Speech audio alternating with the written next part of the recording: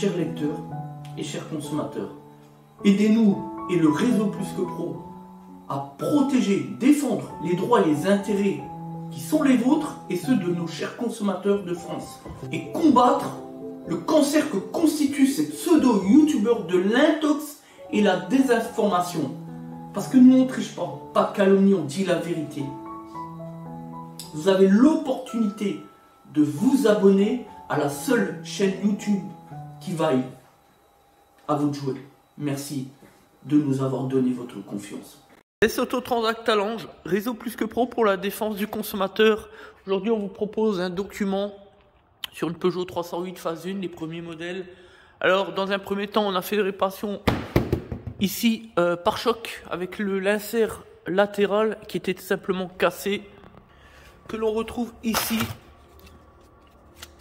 Voilà. Donc du coup maintenant on peut simplement repositionner convenablement le pare-choc. Réparation terminée. Je rappelle que c'est dans le cadre d'un contrôle technique et tout élément saillant est un élément substantiel pour faire une opposition contrôle technique. Du coup le véhicule est refusé à la visite technique. Voilà, donc ça c'est chose faite. Aujourd'hui, l'objectif du document, c'est d'évoquer les problématiques, les causes connues sur les fuites d'huile moteur sur le DV6, l'indice 6 HDI, mais avant mai 2010, c'est-à-dire avant l'évolution du DV6, donc du 1,6 litre HDI, que ce soit 90 ou 110. Alors, comme vous pouvez le constater, on va déposer le carter, on vient de vidanger, le carter d'huile moteur. Et on va faire la réfection du joint d'étanchéité. Il faut savoir que là-dessus, c'est pas un joint en papier, un joint de matière, mais c'est de la pâte à joint. Voilà, donc ça c'est une cause connue sur les moteurs là, on l'a dit, avant mai 2010. Voilà, date de l'évolution. Alors, il y a d'autres causes, hein. Il y en a 3 ou 4. Par exemple, il y a ici le problème récurrent de la fuite d'huile sur le bouchon de pression de la pompe à huile. Il y a aussi au-dessus la campagne de rappel connue sur le doseur d'air. C'est pas bien grave, mais bon, à chaque fois c'est des sointements, c'est pas non plus de véritables fuites d'huile, donc c'est pas grave, mais bon voilà. On a aussi le problème des joints d'injecteurs, voilà. Quand ils sont mal réparés, souvent par des bricoleurs ou des pseudo-garagistes, hein, comme on dit, eh bien ça se termine souvent mal et puis on est obligé de reprendre les travaux et une fuite d'huile conséquente qui se déverse depuis les injecteurs jusqu'en bas. Voilà. On a aussi connu, mais c'était surtout sur les indicates HDI, la durite turbo, la haute graissage, en haut, qui fuit tout simplement et qui vient couler. Voilà, ça c'était sur les premiers modèles, puisqu'on avait au départ un flexible sur la partie haute et du coup ça se dessertissait et voilà, ça fuyait. Qu'est-ce qu'on a? On a donc la pompe à huile, le carter, le doseur et les injecteurs. Voilà, c'est les quatre causes connues. Donc, ce que je propose, c'est simplement montrer par mesure de transparence, comme on le fait tout le temps. C'est ça l'objectif de nos documents sur YouTube. C'est de montrer la transparence, qui on est, et pour inciter le consommateur à nous faire confiance tout simplement, puisque aujourd'hui, au XXIe siècle, c'est extrêmement important. La confiance, c'est pas quelque chose que l'on donne, c'est quelque chose que l'on mérite, je le dis souvent. C'est parti, on va vous montrer la procédure de réparation au fur et à mesure, vous allez voir. Dans un premier temps, il y a une série de vis tout autour.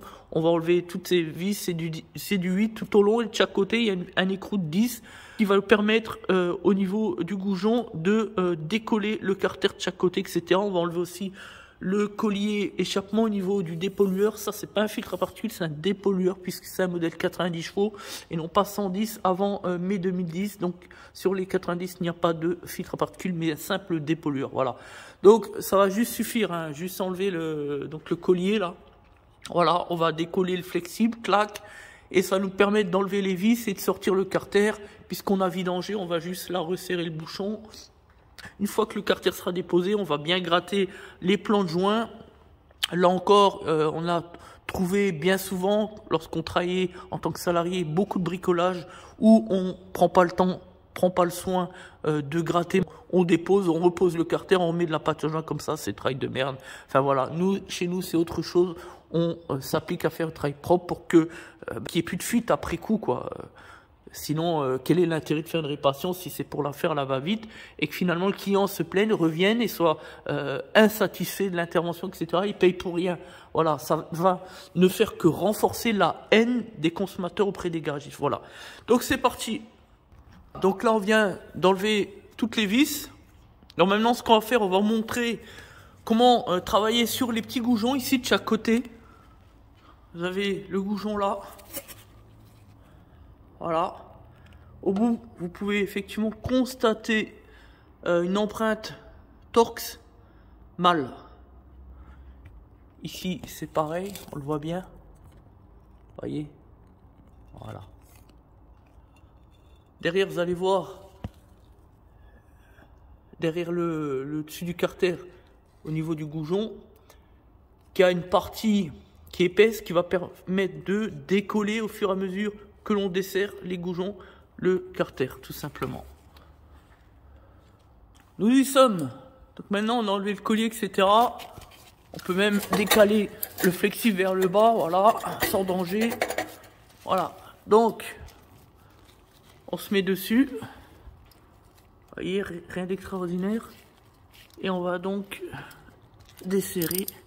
Et vous allez voir, même entendre le bruit du décollage du carter avec son joint.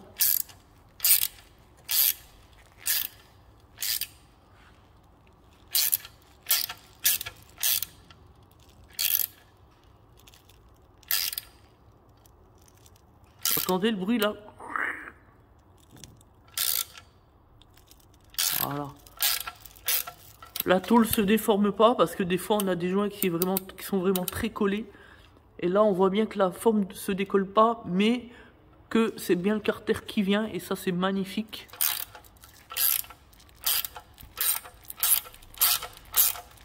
Voilà. Maintenant on fait l'autre côté. On fait l'autre côté. Voilà.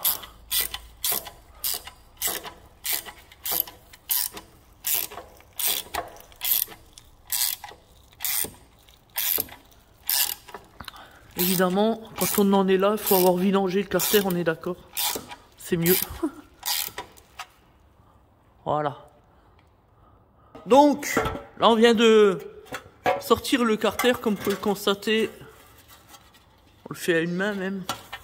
Il reste toujours un peu d'huile dedans, faites attention. Vous voyez, ici on a juste besoin de sortir le collier d'échappement, c'est tout. Ça permet d'obtenir juste la place qu'il faut pour pouvoir sortir tout doucement. On fait attention à la crépine ici. On est d'accord? Et on va faire ça. Hop là. Tout juste. Et ensuite on va bien vidanger. On va gratter le joint à la brosse, on va bien nettoyer. Vous voyez ici, vous avez donc les petits goujons. Et vous avez la partie haute ici.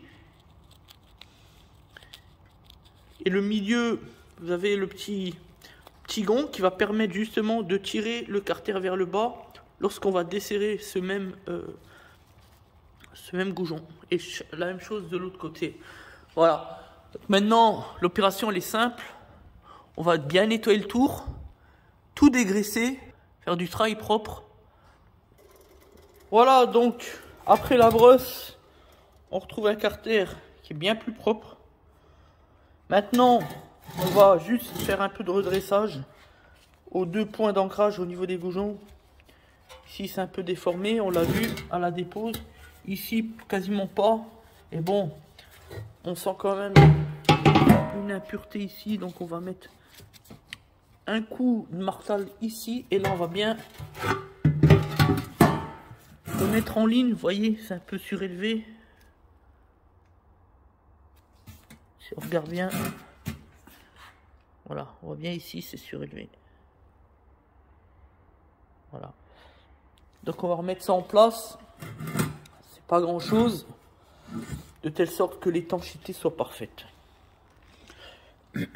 Voilà, donc là on a bien fait le job.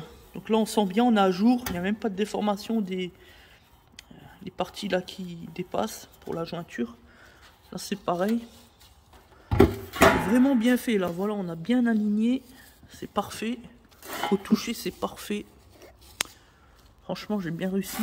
Et là, on voit bien que maintenant, on est bien à plat. Vous voyez, et ça, c'est magnifique.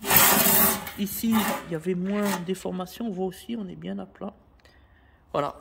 Donc, nickel, quoi. On voit bien, on n'a plus l'impureté qu'on avait au départ. Ici, c'est pareil. Parfait. Donc, maintenant, on va bien dégraisser. Et puis mettre la pâte à joint. Voilà. Et dégraisser aussi côté moteur. Voilà. Donc là, le plus gros travail il va être ici en fait. Voilà. Bien gratté, bien poncé, bien dégraissé avant de reposer évidemment. Vous l'avez compris, le carter en parfait état d'étanchéité. Voilà. Donc, on a bien travaillé. C'était long. De l'huile de coude, du travail, de l'envie. Et on a donc, vous l'avez vu, vous pouvez le constater, on a bien gratté, on a bien dégraissé, à plusieurs reprises d'ailleurs, puisqu'il y a toujours un petit peu d'huile qui coule. Mais voilà, là on a bien fait le travail. Donc maintenant, on va mettre la pâte à joint. Ici, sur le plan du carter d'huile. Donc là pareil, on a bien nettoyé jusqu'au fond, enlevé toutes les poussières, etc. Bien gratter, bien dégraisser, encore une fois plusieurs reprises. Maintenant on va donc mettre la pâte à joint. C'est parti. Voilà, donc on a touché, on va dégraisser un peu encore. Voilà, c'est parfait. L'opération elle est simple. On peut le faire une main pour montrer.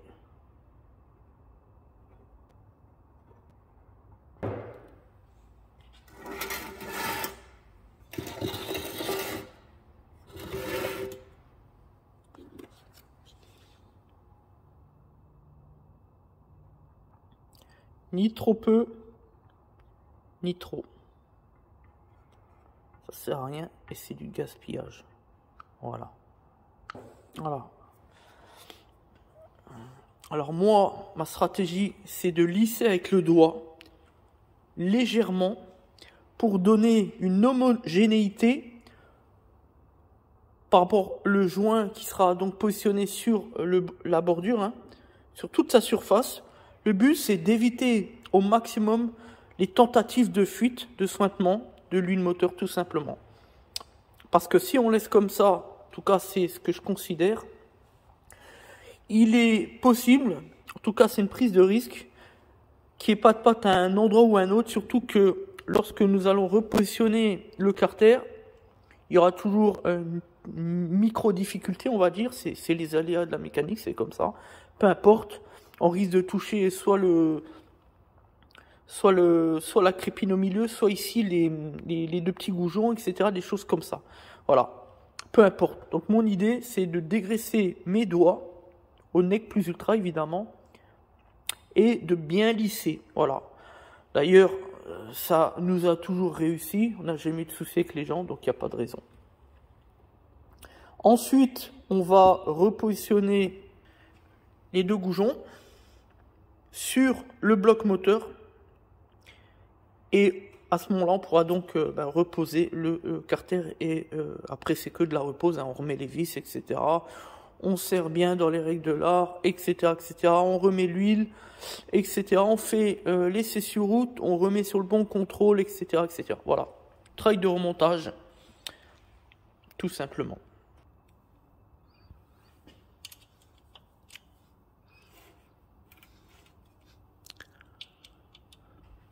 Donc là, on a reposé l'autre là-haut déjà. Et maintenant, celle-ci.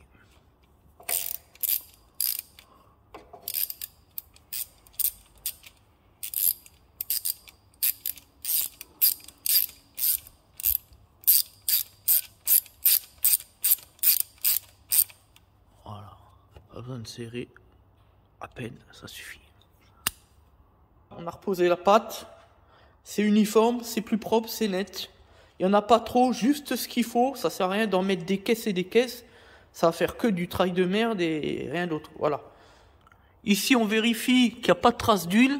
Avant de reposer purement simplement le carter, on fait très attention à tout parce qu'on sait que souvent ici, ça dégouline là et aussi ici. Voilà. Donc là, on vérifie, tout va bien. Là, c'est nickel. On a bien dégraissé, etc. Je vois qu'il y a une micro-trace ici, à la bord. Donc ça, on va enlever. On va bien dégraisser. Puis c'est parti. Une fois positionné, on vérifie les deux écrous. On va déjà remonter les deux écrous aux extrémités pour pouvoir donner une assise au carter et faire en sorte, surtout, éviter qu'il tombe parce que là, il est maintenu que par la pâte à joint, on est d'accord. On vérifie aux extrémités tout autour la visibilité de la pâte à joint pour s'assurer qu'effectivement, elle est bien uniforme, etc. Ce qui semble être le cas, donc c'est parfait. Voilà, on voit bien, elle sort partout, là, c'est nickel. En plus, ça fait propre, donc voilà, il n'y en a pas trop, il y a juste ce qu'il faut. Voilà. Maintenant, on va simplement resserrer l'ensemble des vis de fixation autour du carter, les deux écrous, et repositionner la durite ici de recirculation de liquide de refroidissement qui va prendre sa place également avec un deuxième écrou là-dessus, simplement. Voilà, donc là on a quasiment terminé. On n'a plus qu'à remettre le collier au niveau de l'échappement, là du dépollueur. Voilà, donc on a bien nettoyé l'environnement évidemment, le carter est propre, neuf. Au niveau de la boîte de vitesse évidemment, la même chose. On a bien resserré l'ensemble des vis. Tout est terminé, donc maintenant on va remettre l'huile moteur, remplacer le filtre à huile qui se trouve là-haut, juste ici. Voilà. Et bien dégraisser, puis remettre le cache sous moteur, bien nettoyer le cache évidemment aussi, hein, on est d'accord. On va ensuite et finalement réaliser l'essai sur route, remettre le véhicule sur le pont, contrôler que tout va bien. Donc dans un premier temps, on va laisser tourner le moteur un petit quart d'heure, voir comment que ça se passe, comment que ça évolue. Voilà, toujours opérer un petit resserrage. Voilà. Merci à tous, c'était donc des Autotransact, Talange, Réseau Plus que Pro. Merci pour nous avoir suivis. Abonnez-vous. Notre objectif, il est très simple. Mettre en avant la transparence de notre établissement pour restaurer, insérer à nouveau le consommateur dans un climat de confiance, notamment avec les garagistes, dont on connaît un petit peu l'adage, hein. On est tous des voleurs, voilà. Et après la transparence, c'est aussi la défense du consommateur. Régulièrement, on essaye de trouver des cas pratiques ou des situations de dossiers d'arnaque. L'objectif, il est simple, c'est faire de la prévention à l'endroit du consommateur, le protéger d'éventuelles arnaques, de tout ce qui peut constituer des vices cachés, des préjudices à victime, etc. à l'appui de nos compétences juridiques sur les bases du droit automobile notamment. Merci à tous. On peut aussi faire du droit du travail, qui est l'autre de nos spécialités. Mais voilà, ça n'a pas vraiment de rapport avec nos métiers, les métiers de l'automobile, d'une manière générale, face et devant les consommateurs. Merci et à bientôt.